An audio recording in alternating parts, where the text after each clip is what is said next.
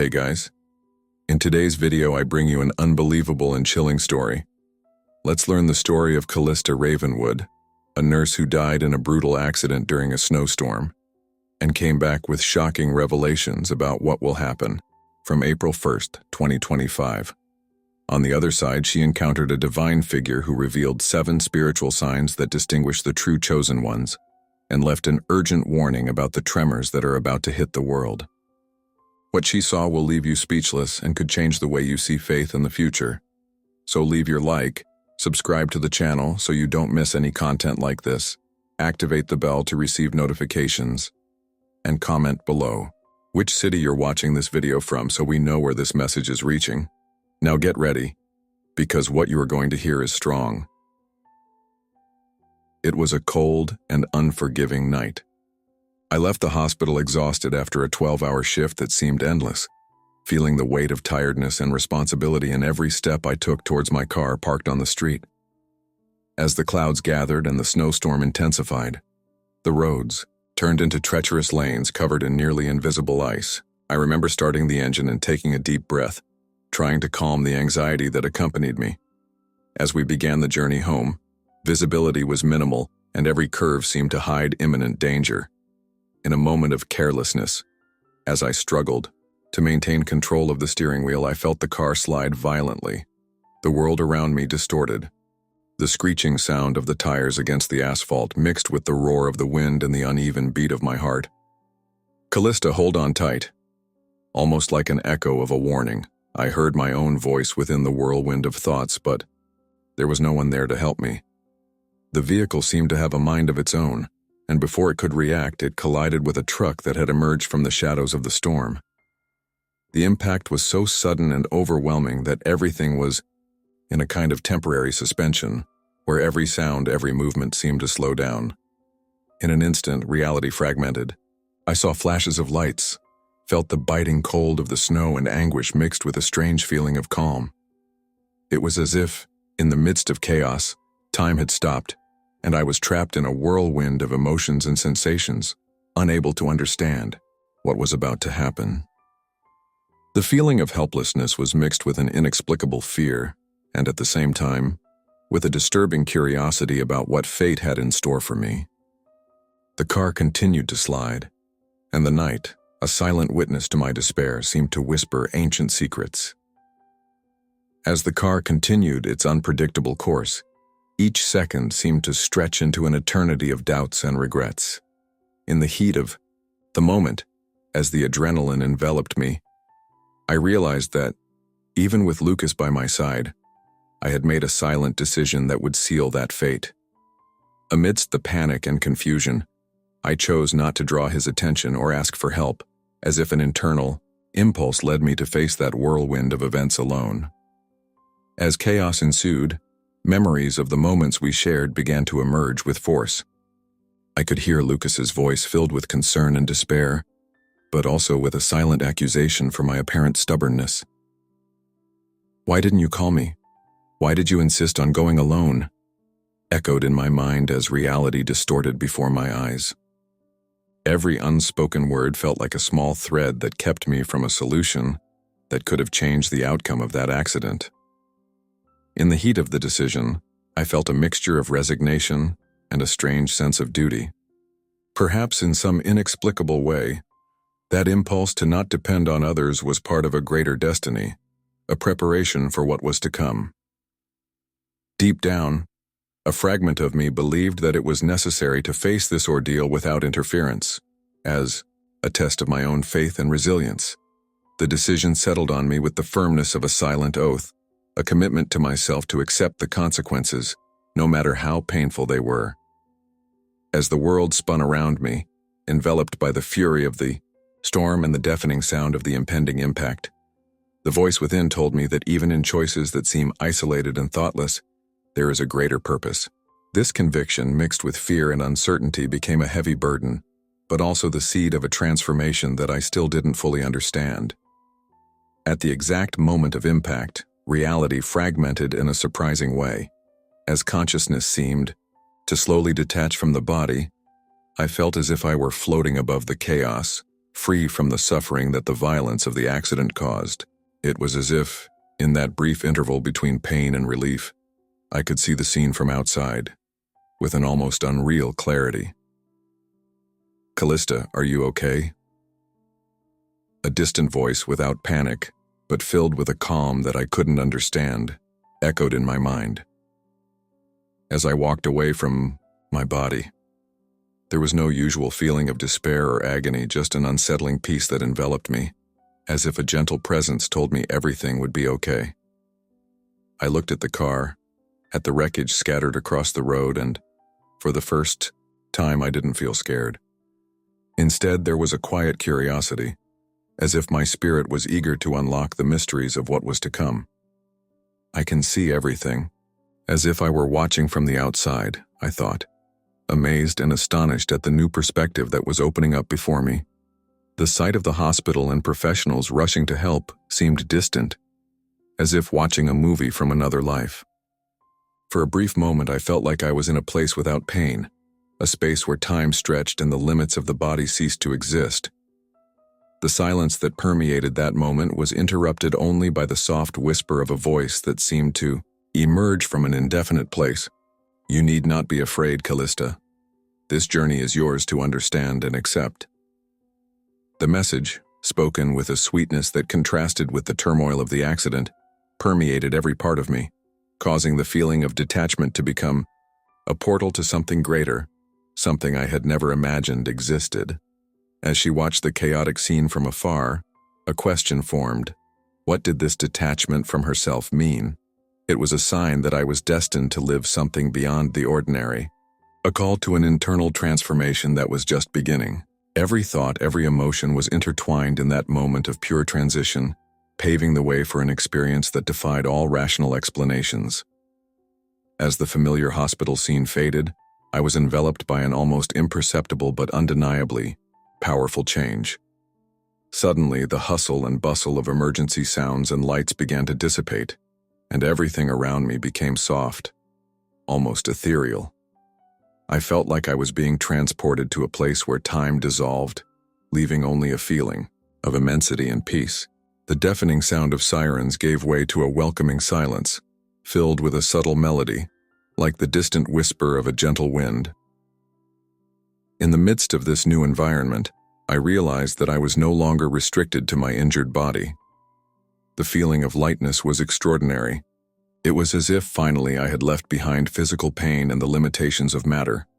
I walked, or rather slid, along a path lit by a light that emanated warmth and comfort.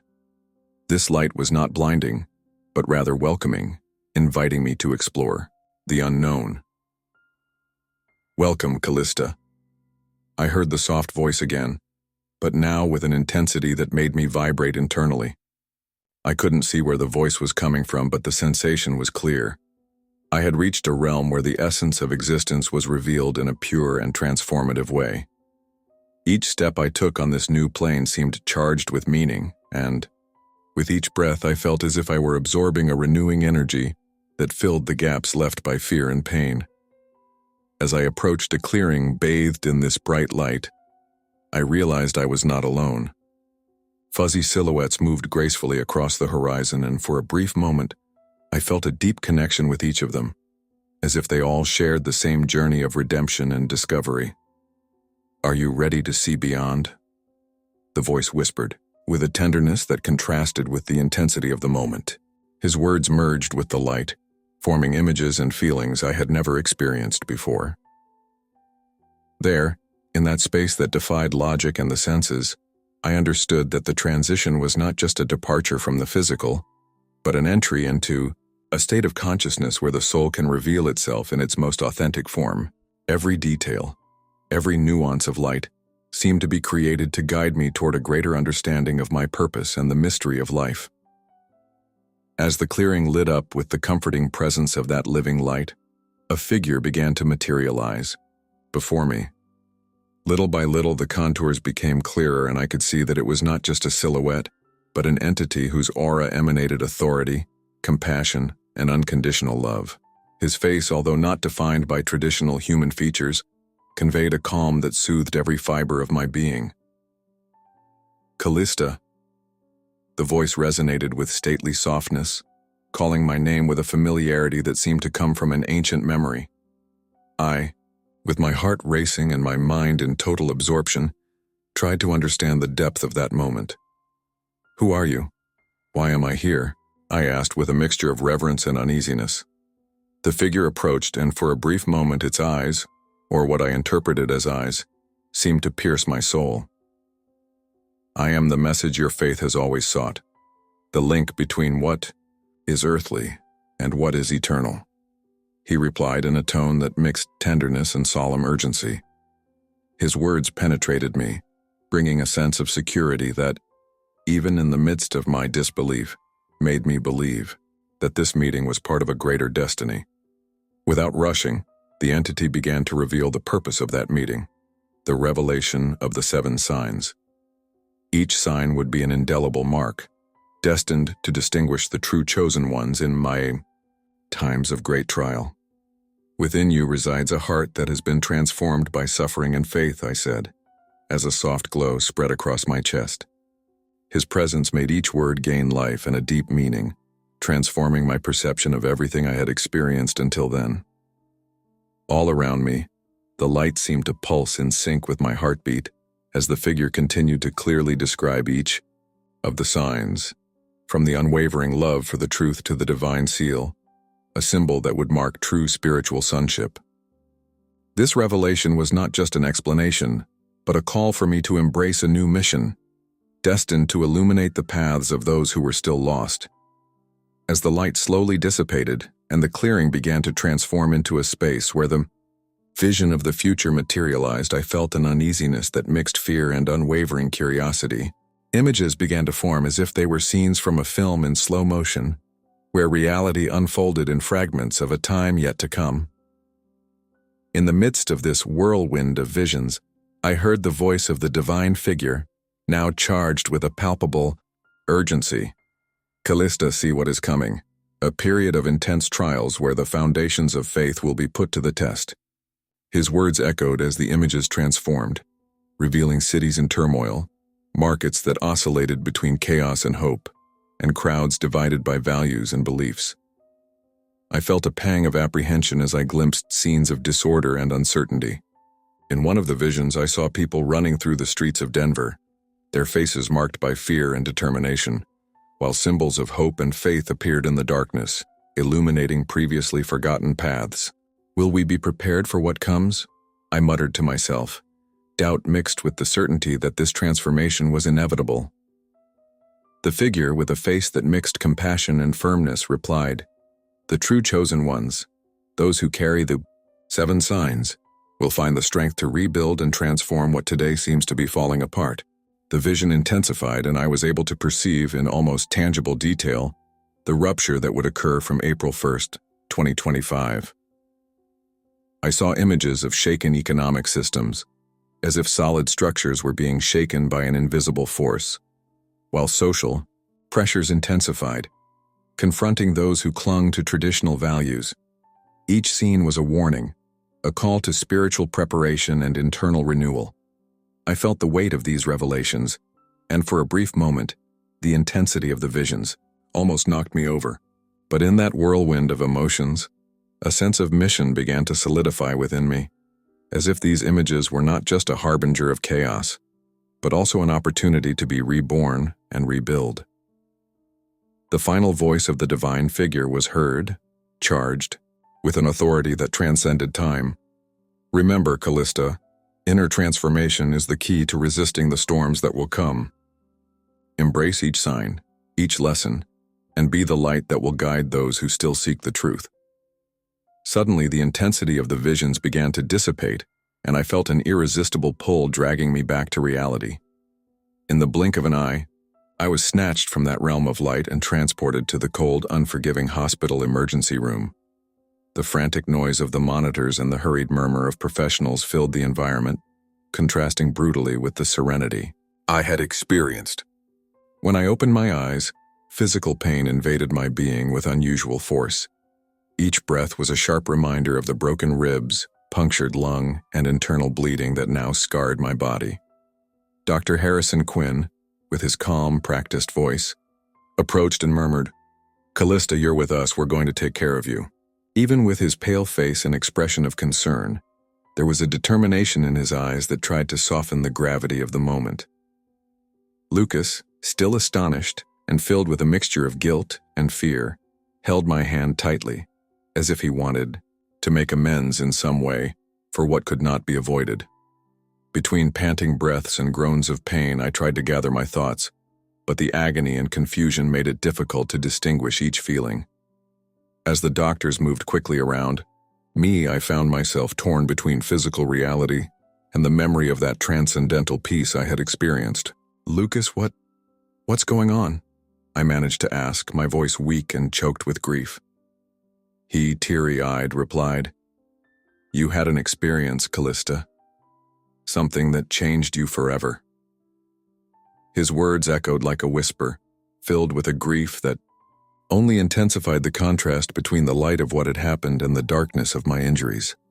The sound of machines, the urgent touch of professionals' hands, and the murmur of prayers muffled by a nearby patient mixed into a symphony of pain and hope. Even in the midst of my body's despair, I felt that something inside me remained unchanged, as if the experience beyond life had left an indelible mark, a silent promise that this spiritual rebirth would not be erased by the pains of the physical world. As the hustle and bustle of the emergency room faded, a new reality began to form within me, one that surpassed the physical pain and visible trauma. In the midst of long days of recovery, between incessant visits from family members and the tireless care of professionals, every moment was marked by a silent dialogue between body and soul. During these moments of seclusion, I found space to reflect deeply on everything I had experienced. Little by little, that transcendent experience revealed itself not just as an isolated event, but as a call to renewal of faith and inner transformation. One afternoon, as I rested in the dim light of an open window, I heard Lucas, in a voice filled with hope and sorrow, say, "Callista, your strength is greater than any physical pain. You are living proof that there is something more, something that transcends what we see." These words resonated with me and made me understand that despite my injuries, an irrevocable change was taking place within my being. This change was like a beacon, illuminating the darkest corners of my existence and directing me towards a new mission. Each conversation with Dr. Quinn and Reverend Jonathan Mercer reaffirmed this calling. In long hours of reflection, I revisited the 7 signs that had been revealed to me: the transformed heart, the unwavering love for the truth, the perseverance in the midst of trials, the desire for holiness, the powerful prayer life, the fruit of the Spirit, and the divine seal.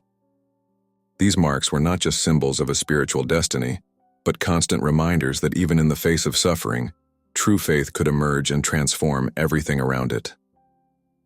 Little by little, I decided to share this story with those who were looking for answers and a fresh start. In gatherings in the Denver community, my words echoed with the urgency of a call. May each of us look within and ask ourselves, are we living with truly transformed hearts? Thus, my journey of pain became a mission of hope, an invitation for everyone to embrace the renewal of faith and the opportunity to be reborn, even in the darkest moments. As the days of recovery turned into a period of deep introspection, I felt an inner urgency that called me to sincere reflection on what I had experienced. Sitting on the edge of my hospital bed with the morning sun peeking timidly through the windows, I began to revisit every moment I lived, every word whispered by the divine presence, and every vision that had been granted to me. This experience can't just be mine, I thought, as the distant sound of prayers and soft conversations filled the room. Lucas, who remained by my side with a look full of hope and compassion, encouraged me with silent gestures to transform my pain and rebirth into a beacon of light for those who were still searching for meaning in the midst of chaos. In long conversations with Reverend Jonathan Mercer, I shared every detail with the conviction that my journey had transcended mere physical survival. "Callista, your testimony is a divine call for everyone to look within and seek transformation," he said with the serene voice of someone carrying centuries of wisdom. These words echoed within me and merged with the revelations of the 7 signs, as if each teaching was a seed planted to germinate true faith in tired hearts. Little by little, I realized that my mission was now twofold: to care for the wounds that the accident left me, and to heal the spiritual wounds of those who were lost.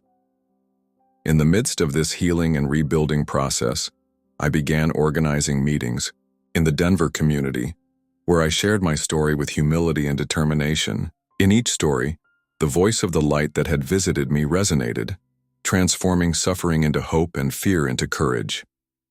"May we all have a transformed heart," I said, while the attentive looks of those present reflected the same restlessness and desire for change. The call to reflection became not just an invitation, but an imperative need for renewal, where each of us should question whether we were truly prepared for the challenges that the future held. This journey, marked by pain and discovery, reaffirmed in me that true faith is built through overcoming and introspection. And as the near-death experience turned into a legacy of light, I committed myself to carrying forward this message of renewal and unwavering love for the truth.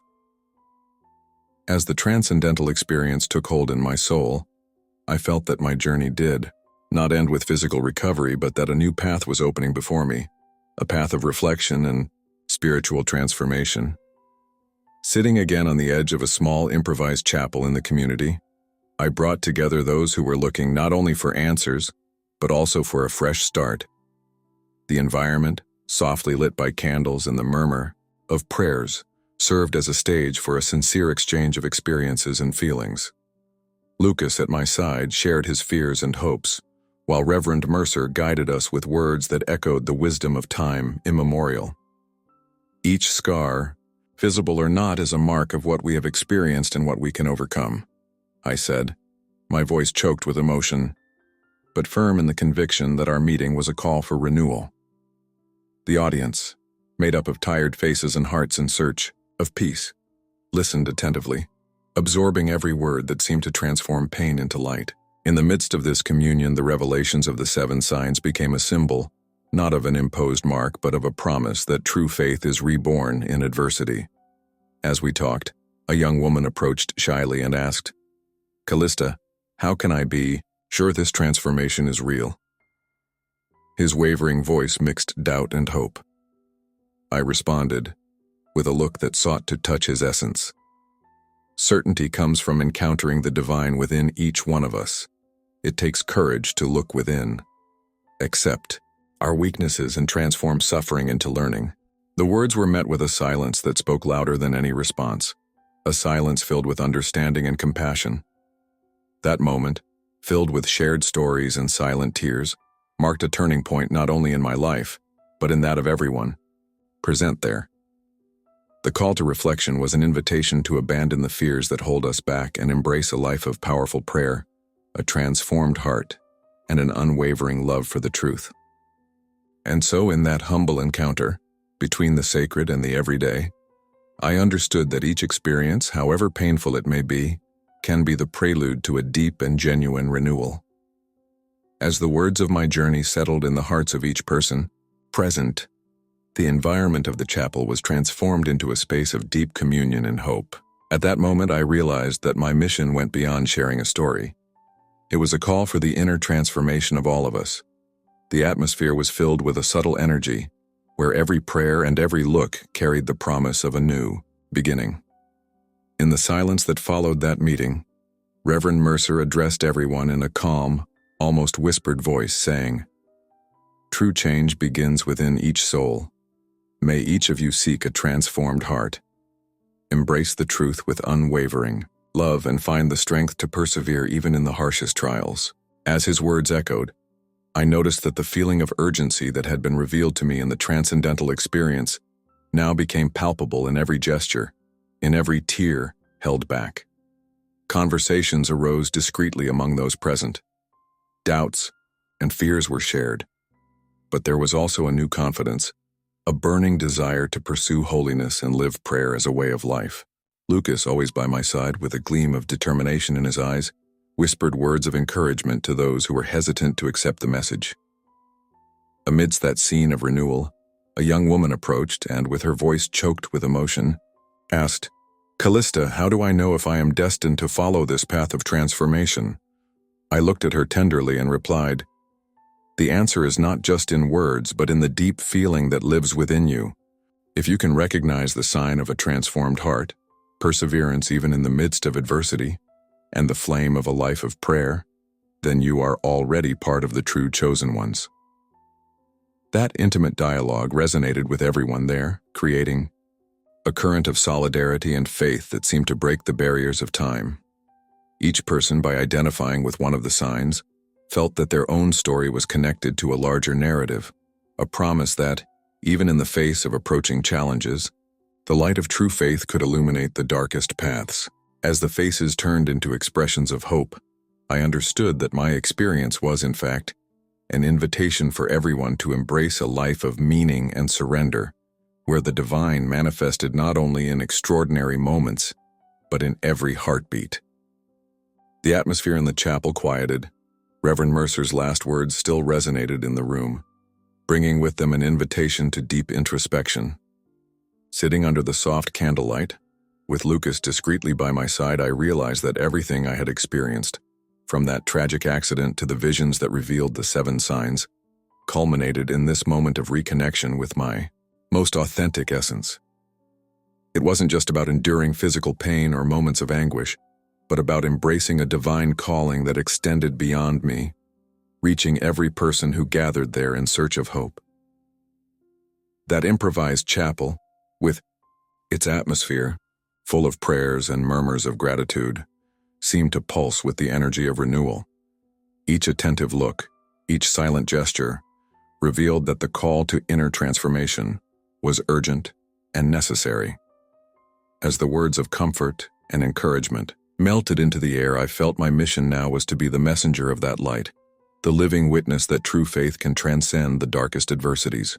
It was as if there, each heart present was ready to abandon the fears that imprisoned them and open themselves to a full life, guided by divine love and renewed hope. With the silence interrupted only by the soft whisper of prayers, I understood that the true calling was to look within and recognize that, even in the greatest trials, faith can be the spark that lights the flame of transformation. The near-death experience, with all its signs and revelations, revealed itself as a promise of a new beginning, an opportunity for each of us to become a reflection of the unwavering love and truth that transcends time. If you liked this beautiful, spiritual testimony, leave a like, comment on your impressions, subscribe to the channel, and don't forget to activate the notification bell to watch each new video and help us spread this message to a greater number of people. Until next time.